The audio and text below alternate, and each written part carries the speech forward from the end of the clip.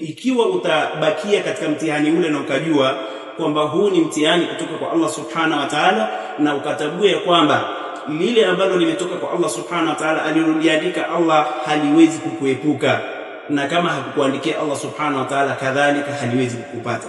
Ukiishi katika mazingira haya, mtihani utakapokupata na ukaupokea na ukajua kwamba huu umetoka kwa Allah subhanahu wa ta'ala, ukawa na subra na ihtisab, kwa maana kwamba ukawa ni mwenye kutarajia malipo kutoka kwa Allah subhanahu wa ta'ala, tambua kwamba utakuwa umefaulu na utakuwa umelipwa malipo ambayo ni makubwa kabisa. Allah aliposema nitakutahinini, sasa baada ya imtihani na ukawa ni mwenye kusubiri kipi utapata, Allah anasema wabashiri sabirin, wape bishara njema wale wenye kusubiri. Ni wapi hao wenye kusubiri? Allah subhanahu wa ta'ala akaendelea kuwaelezea yeye mwenyewe akasema, alladhina idha asabatuhum musiba qalu inna lillahi wa inna ilayhi raji'un, ni wale ambao pindi wanapotahiniwa, wanapopatwa na misiba mbalimbali, wakawa ni wenye kufanya istirja, kurejea kwa Allah subhanahu wa ta'ala kwa kusema inna lillahi wa inna ilayhi raji'un, sisi ni wa Allah subhanahu wa ta'ala na kwake Allah subhanahu wa ta'ala tutakuwa ni wenye kurejea. Hakuna marejeo isipokuwa ni kwa Allah subhanahu wa ta'ala.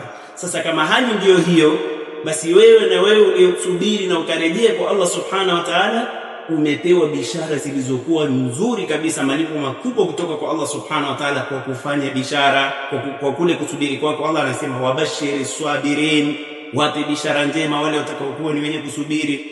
Ni wapi?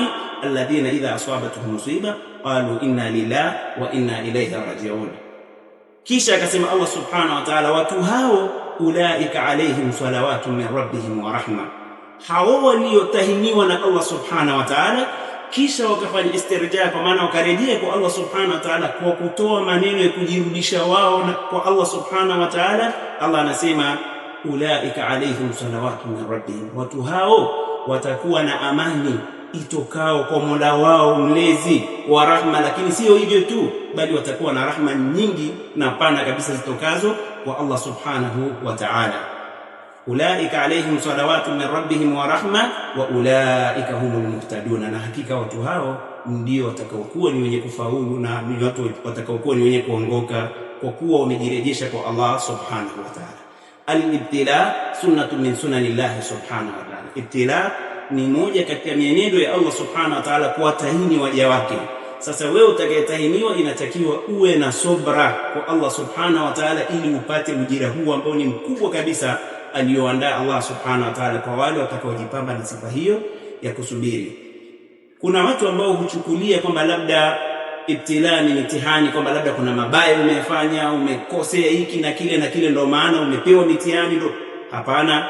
Kweli inaweza kawa ni ibtila kutokana na makosa unayofanya, lakini si kila mtihani unaokupata ni kwamba umefanya kosa. Ingelikuwa ni hivyo, manabii wa Allah subhanahu wa ta'ala wangapi ambao walitahiniwa? Tukirudi katika mfano, Nabiiullah Yusuf alayhi salam alipata ibtila katika kisa ambacho kipo ndani ya surati Yusuf. Yusuf yeye alitahiniwa kwa mtihani wa kuchukuliwa na ndugu zake, walimuonea kwamba anapendwa na babake, kisha wakafikia mpaka kusema hakika huyu anaonekana kwamba anapendezeka sana. Akafanyiwa husda, mwisho siku wakaamua kumchukua wakamtupa kisimani kule, wapita njia wasafiri wakaamua kumuokota wakaenda wakamuuza. Zote hizi ni dhulma na ibtila, lakini ilikuwa kutoka kwa Allah subhanahu wa ta'ala. Akachukuliwa akaenda kuuzwa kwa wafalme wa Misri. Mwisho siku bishara yake hapa duniani ilikuja, akawa tena yeye ni mfalme katika wafalme. Ndugu zake wakienda kule wanakuta yeye tayari alikuwa ni mfalme. Lakini tukirudi kwa Nabiiullah Ayyub, huyu ni mmoja katika mitume wa Allah subhanahu wa ta'ala, na ibtilaati ambazo zilimpata au ibtila au mtihani ambao alipata mtihani wa maradhi, ambapo ulama wameeleza takriban miaka 18 amelala, hawezi mpaka ikafika wakati hata kugeuka hageuki. Ikafika mpaka jamaa zake wa karibu kuondoka, huyu kaondoka yule kaondoka, akabaki yasemekana watu wawili. Hao ndio watu ambao wamebaki nao kwa kipindi chote hicho.